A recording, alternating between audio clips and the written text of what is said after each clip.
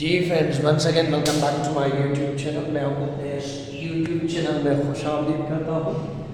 और जैसा कि आप जानते हैं कि हमने एक लेक्चर सीरीज स्टार्ट की थी पेटारेंट साइंस MCQs के नाम से, जिसमें हम कवर कर रहे थे most important most repeated MCQs। तो चलिए विदाउट वेस्टिंग फर्दर टाइम आज का लेक्चर शुरू करते हैं। लेक्चर को शुरू करने से पहले सेम रिक्वेस्ट है कि अगर आप चैनल पर नए हैं और चैनल को नहीं सब्सक्राइब किया तो काइंडली 1 सेकंड निकाल के चैनल को सब्सक्राइब करें, आपकी बड़ी मेहरबानी होगी। चलिए आज का लेक्चर शुरू करते हैं।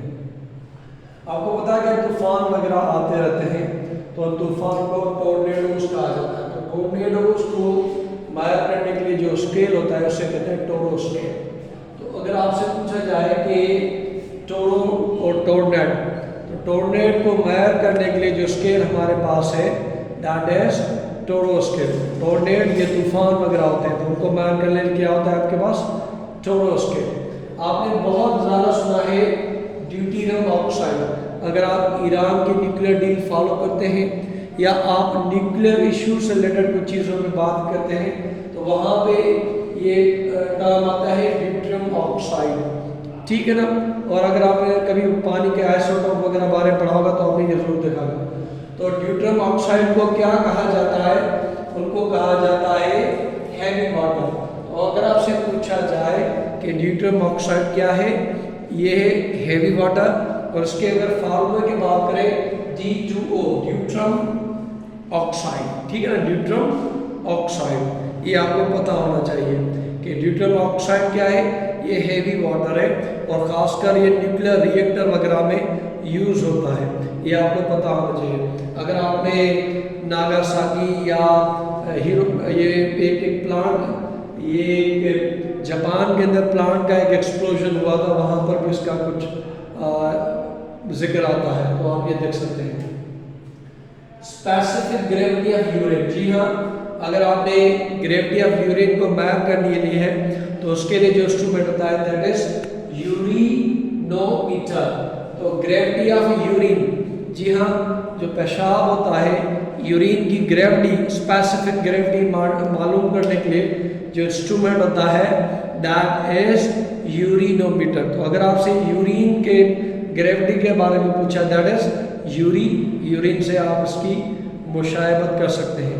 Specific gravity of urine that is urinometer. Instrument for recording vibration, vibration को रिकॉर्ड करने के लिए जो इंस्ट्रूमेंट होता है दैट इज विब्रोग्राफ।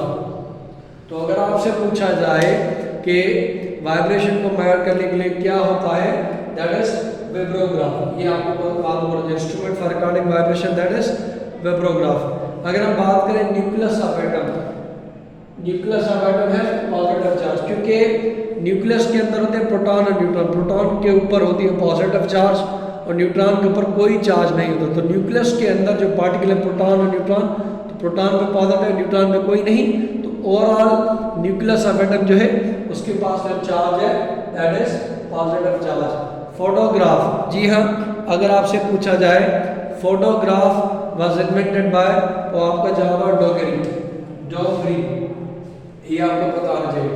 फोटोग्राफ, जी हाँ, फोटोग्राफ आप तो बहुत हम सेल्फी वगैरह लेते हैं, तो photograph was invented by Dogri.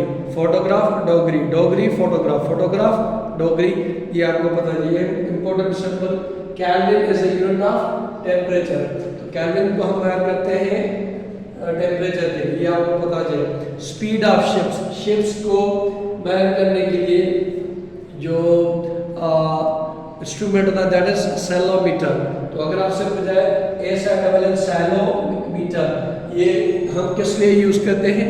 जो जहाज शिप्स समंदर में होते हैं उनकी स्पीड मेजर करने के लिए जो इंस्ट्रूमेंट होता है दैट इज सेलोमीटर, ये आपको पता होना चाहिए।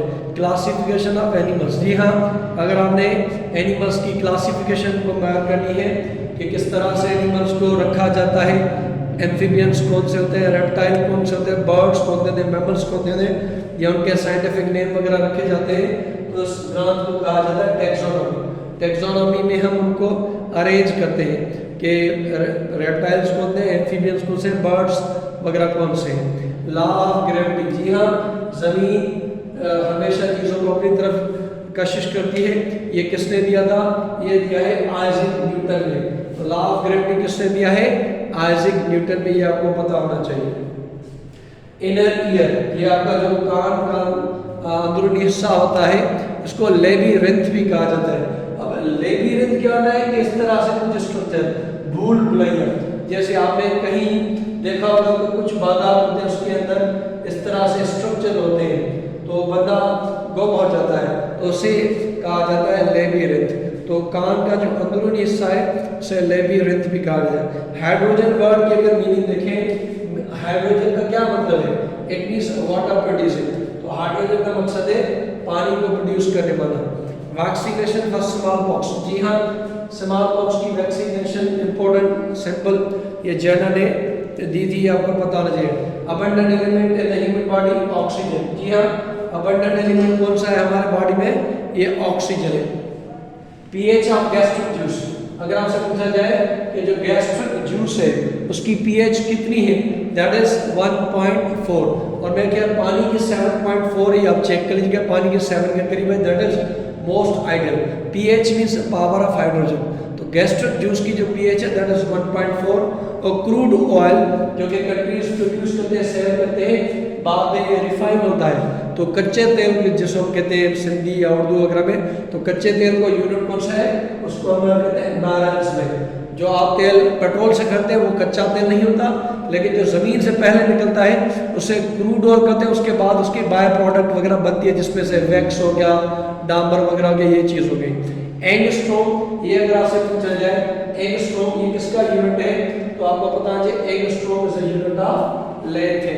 एंजाइम से बहुत चीज़ों से सेंसिटिव होते हैं। एंजाइम आपके जिस्म के अंदर चीज़ों को तेज़ कराते हैं, रिएक्शन को तेज़ कराते हैं। तो अगर आपसे पूछा जाए एंजाइम किस चीज़ के सेंसिटिव है, दैट इज हीट, गर्मी में वो ज़्यादा सेंसिटिव है। Frog is amphibian. फ्रॉग क्या है? ये एक एम्फीबियन है।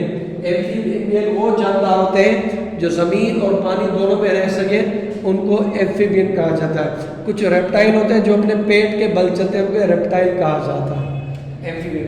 न्यूक्लियर फ्यूजन, अब फ्यूजन क्या है? जब दो न्यूक्लियस आपस में मिलते हैं तो उसको, जैसे अगर एक ये में एक ये है, तो अगर ये आपस में मिलेंगे तो एक एनर्जी रिलीज करेंगे, उस एनर्जी के अमल को हम कहते हैं एक्सोजेनरिक।